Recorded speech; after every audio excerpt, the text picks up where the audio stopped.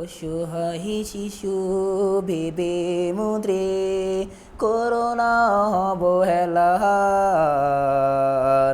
একটি স্নেহ ভালোবাসা আমরাও যে পেতে চাই। শিক্ষা খাদ্য চিকিৎসা তাই আমরা যেন সবাই পাই, এইটুকু চাওয়া শুধু মোদ্রে, এর চেয়ে বেশি কিছু নয়।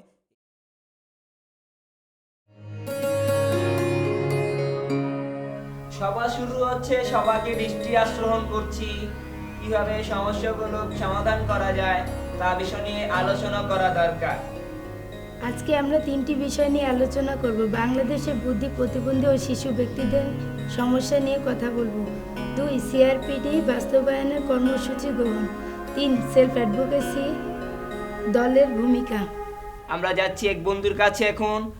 মিতু, তোমার কথাটা কি, সমস্যা কি খুলে বলবে? হ্যাঁ, আমি বলবো।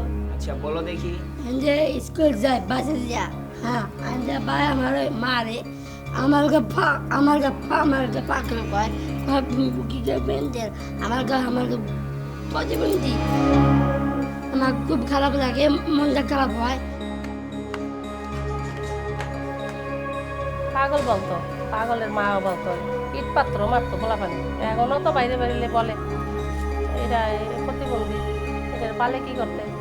প্রতিবেশীরা বলে, আগে আমার এই যে ভাই বেড়াদের ভাই বেরিরা ভাইয়ের বউরা সবাই বলতো। আমার শ্বশুরবাড়ি বাচ্চাটা হয়েছিল তখন 3-4 বছর বয়স হয়েছে মতো আমার শাশুড়ি বাড়ি থেকে বাইর করে হয়েছে, বুঝছেন। আমারে বলছে তুমি ঢাকায় চলে যাও, ঘর ভাড়া নিতে পারতাম না, এটা সত্য কথা। একবারে ঢুকলে আর বাইরেতাম না। তো বাচ্চাটার কথা তো বলতাম না যে আমার বাচ্চাটা পাগল। এখন তো প্রতিবন্ধী, আগে তো ওরা বলতো না, তো পাগল বলো দিদি কিছু। তখন বাচ্চাটা নিয়ে গেলে 2-4 দিন, তারপরে একটা শিকল বানিয়ে রাখতাম, শিকলটা দিয়ে পায়ে লাগে খাটের লগে রাখতাম, যে বাইরে যেন না বাইরে, অন্য বাচ্চারা যেন ঝামেলা না করে। মাঝে মধ্যে এখন মানুষে বলে যে আপনার এই মেয়ে বড় হয়েছে, কী করবেন, বুইয়া দিতে পারবেন না, কোনো কিছু করতে পারবেন না, এর সমস্যা বাইরে বাইরে পারবো না, অনেক ছেলেরা আছে খারাপ ধরনের। আর কি কিছু কথা বলবে? আচ্ছা, বলো।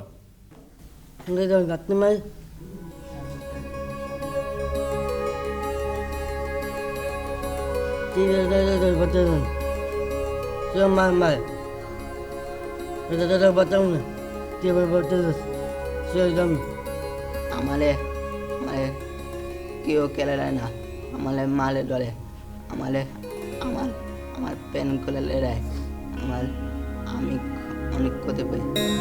আমাদের আশেপাশে অনেক বাচ্চা আছে যারা ওকে, ও যদি বাইরে যাচ্ছে তখন দেখা যাচ্ছে ওকে মারছে বা ওর জামা কাপড় ছিঁড়ে দিচ্ছে। আবার এমনও হয়েছে যে জামা কাপড় মানে হাতে কেটে দিচ্ছে। যখন বলা হচ্ছে তাদের কাছে যে কেন এই কাজটা করা হচ্ছে, তখন আরও তারা উল্টা বলছে যে না, এখন যদি ওকে মারছি কিন্তু পরবর্তীতে যদি আবারই হয় দরকার হলে আরও বেশি মারবো, এর কারণে ওকে বাইরে যেতে দেওয়া হয় না। যখন আত্মীয় স্বজনের অনুষ্ঠানে যাচ্ছি, ওকে নিয়ে গেলে অনেকে ওর সাথে কথা বলে না, বা ও যদি ওর সাথে মানে কারোর সাথে কথা বলতে চায়, ওর থেকে ওকে দূরে সরিয়ে সবাই এক সাইড হয়ে যায়, বা অনেকে নানা ধরনের কথা বলছে। আমরা দেখতে পাচ্ছি আমাদের অনেক সমস্যাও আছে, অনেক সফলতাও আছে। ইব্রাহিম যে দোকানে কাজ করে, ইব্রাহিম তুমি কি আমাদেরকে বলবে? বলো। চা দোকানে বসে আমি আবার চা বানাই, চা শেষ হলে কেটলিটা খোলাইয়া চা বানাই, আবার দিই চায় সাবান চায় ও দিদি জানার পরে মা আবার হিসাব করে লাগায়। সকালবেলা উঠা মনে করেন দোকান খুলে দিয়ে ওই চলে যায়, মানে 9টা বাজে যায়, ওই স্কুলে জায়গা 1টা বাজে তো আইসা পড়লে দেখা যায় ওই কেটলি বাসায় দিয়ে পাড়াই, ওই আলু আনাই, পেঁয়াজ আনাই, রসুন আনাই, এসব মানে যা যা লাগে আনা সব কিছু আনাই আর কি একটা করে। তারপরে মনে করেন আবার দোকানে বসা লাগলে দোকানে বসাই আমি অন্য কাজ করি। আদর করে সবাই, আমার আদর করে।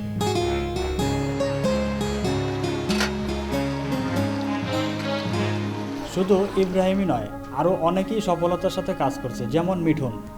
আমার একটা একটা দোকান আছে, আমি মাল কিনে নিচে গেছে, কিনে না আমি বেশি, কোনোদিন 500, কোনোদিন 600, কোনোদিন 300, খয়রামুন্টু এবারে নাইরামুন্টু নাইরে ডেকে আপ করে দেয় আমরা স্কুল যাই আবার খুলি।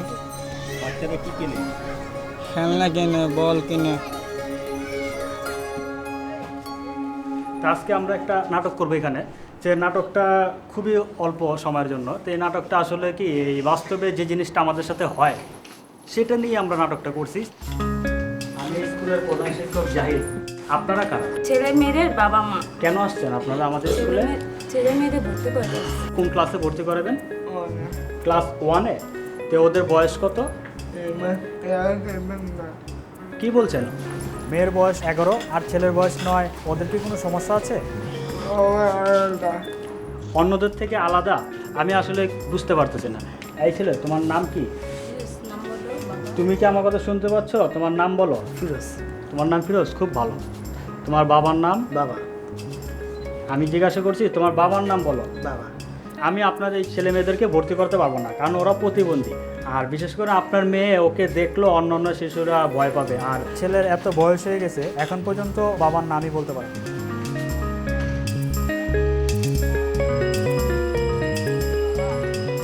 আমাদের সরকারের কিন্তু একটা বাধ্যতামূলক প্রাথমিক শিক্ষা আইন আছে, যেখানে কিন্তু স্পষ্ট করে লেখা আছে প্রতিবন্ধী শিশুরা ভর্তি হতে পারবে। 1995 সালে সরকার সার্কুলার জারি করেছে যে প্রত্যেকটি সরকারি স্কুলে, প্রাথমিক স্কুলে এই শিশুদেরকে নেওয়া হবে, যদিও কিছু শর্ত আরোপ করে দেওয়া হয়েছে। এরপরে যেহেতু তারা প্রতিবন্ধী, 2001 সালের প্রতিবন্ধী কল্যাণ আইন আছে। এই প্রতিবন্ধী কল্যাণ আইনেও পরিষ্কার করে এই শিশুদের স্কুলে যাওয়ার অধিকারের কথা, ভর্তি হওয়ার কথা লেখা আছে। এবং তারপরে আমরা পেয়েছি 2006 সালে একটি আন্তর্জাতিক সনদ CRPD। এই সনদেও কিন্তু সরকার স্বাক্ষর করেছে। এই সব জায়গায় এই শিশুদের স্কুলে, মূলধারা স্কুলে ভর্তির কথা বলা হয়েছে, ইনক্লুসিভ স্কুলে ভর্তির কথা বলা হয়েছে। তারপরেও কেন ভর্তি হতে পারছে না? প্রধান সমস্যা হচ্ছে ওই স্কুলের টিচারদের প্রশিক্ষণ নেই।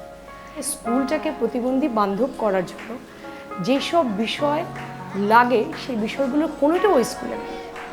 সরকার তো একটি কমিটমেন্ট আছে 2015-র মধ্যে সবার জন্য শিক্ষা।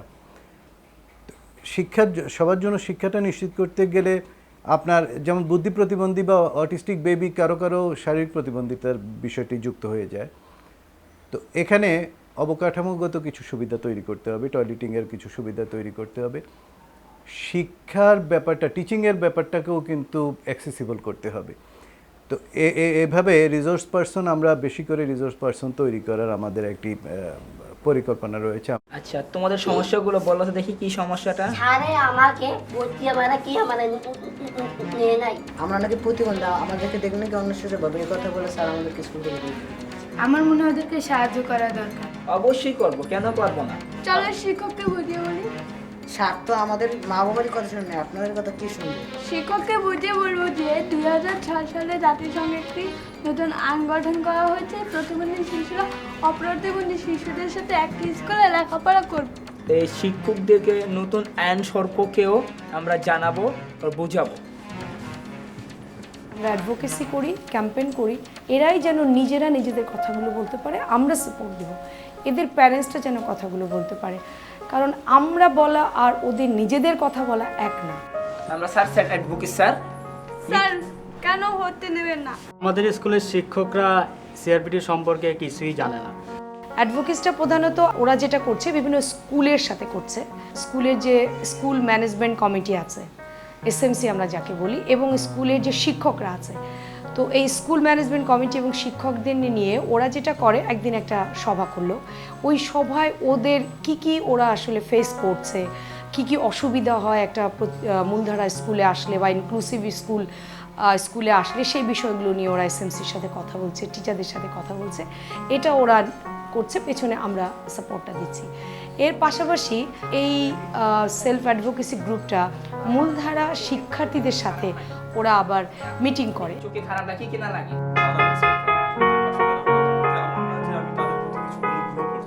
সেই কারণে ওরা টেলিং নিতে পারছে না, না হলে ওরাও টেলিং নিত। আসলে এই ধারণাটা কবে থেকে শুরু হয়েছে? এই যেহেতু মানুষের কথাগুলো, মানুষের মানবাধিকার লঙ্ঘিত হচ্ছে, এই কারণে সেলফ অ্যাডভোকেসির ধারণাটা এসছে।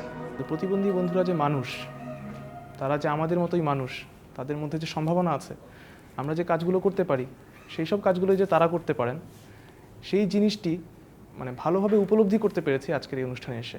আমার এত ভালো লাগছে কারণ আমি কখনো তাদের মানে এত সামনাসামনি তাদের কোনো পারফরমেন্স দেখিনি। তারা এত সুন্দর করে নাটক করলো, হয়তো আমিও হইলেও এত সুন্দর করে নাটক করতে পারতাম না। এবং তারা যে আবেগ দেখালো, যতটা সুন্দর করে তারা কথা বললো, এটা দেখে আমার অনেক ভালো লাগছে যে আসলে তাদেরকে দিয়ে অনেক কিছু সম্ভব। তারা সচেতন, সেটি দেখে আমাদের ভালো লেগেছে এবং তাদের এই সচেতনতাটা আমাদের মধ্যেও চলে এসেছে আজকের এই অনুষ্ঠানের মাধ্যমে। মিটিংয়ের শেষে সব কবারই আমরা চেষ্টা করেছি এই সেলফ অ্যাডভোকেসি গ্রুপ যেন মূলধারা শিক্ষার্থীদের সাথে একটা যৌথভাবে সাংস্কৃতিক অনুষ্ঠান করতে পারে এবং যাতে করে ওই যারা সেলফ অ্যাডভোকেসি গ্রুপ তারা প্রমাণ করতে পারে যে তাদেরও সক্ষমতা আছে অনেক কিছু করবার। ময়না ছালাক ছালাক চলে রে, পিছন পানে চায় না রে, মন দুপুক দুপুক করে রে, তর লাগিও তলা রে, শাল পিয়ালির বন্তিকা ওই জংলা নদীর পারে হেতে, তর সঙ্গ লই ঘুরঘুর করুম এই বাসনা প্রাণে, ময়না ছালাক ছালাক। ইদানিংকালে আমরা যেটা দেখতে পাচ্ছি যে রাষ্ট্র কিন্তু অনেক বেশি সংবেদনশীল, অনেক বেশি কাজ হাতে নিচ্ছে এই প্রতিবন্ধী মানুষ এবং শিশুদের জন্য। তার মানেটা কিন্তু হচ্ছে রাষ্ট্র কিন্তু স্বীকৃতি দিয়েছে, রাষ্ট্র কখনোই বলেনি যে আমি এই মানুষগুলোর পক্ষে না। সমস্যা যেটা হচ্ছে যে আমরা নিজেরা আসলে পরিবর্তিত হতে পারছি না। আমাদের যে কোনো ডিসিশন মেকিংয়ে যারা বুদ্ধি প্রতিবন্ধী তাদের বক্তব্য শোনা উচিত। আমাদের মনে রাখতে হবে যে ডিসিশন মেকিংয়ে তাদের যে অভাব অভিযোগ, তাদের যে কষ্টটা হয়, তারা যে অত্যাচারিত হয়, এটা অনেক সময় আমরা ডিসিশন মেকিংয়ে যদি তারা অংশ না হয় তাহলে জানতে পারবো না। সুতরাং আমি মনে করি তাদের অবশ্যই থাকতে হবে এবং এখানে আইনের যে ফাঁক ফোকর আছে ওই বিষয়গুলি আমি কিছুটা জানি, অনেকটা ডিসিশন মেকার হলো আমাদের এখনও আমরা কিছুটা অজ্ঞ আছি। আমি মনে করি এইসব জিনিসগুলো আনলে আমাদের সরকার অবশ্যই বুদ্ধি প্রতিবন্ধীরা যাতে যে কোনো সিদ্ধান্ত গ্রহণে রাষ্ট্রের অংশগ্রহণ করতে পারে সে ব্যাপারে আমাদের যত দূরে আমরা অবস্থান করি না কেন এটা করতে হবে এবং এটা ইনশাল্লাহ আমরা করব। চলো আমরা সবাই একসাথেই বলি, আমার কথা আমি বলবো, আমার কথা আমি বলবো।